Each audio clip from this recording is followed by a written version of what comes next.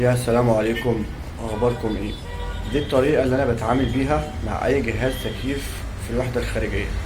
لما بحب ان انا اغسل الجهاز بشكل مظبوط، بيبقى قدامي ان انا افك البيشه عشان يبقى الكويل ظاهر قدامي زي ما احنا مش شايفين كده.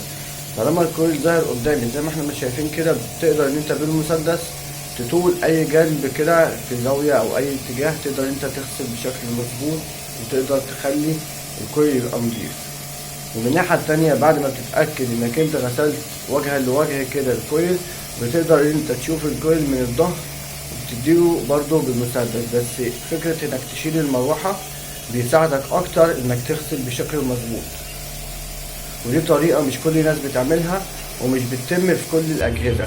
يعني الجهاز ده المروحة بتتشال بسهولة، في أجهزة تانية المروحة ما بتتشالش بسهولة. المروحة دي اللي هي الريشة، لما الريشة دي ما بتتشالش بسهولة بتضطر ان انت تغسل الوضع زي ما هو كما هو عليه.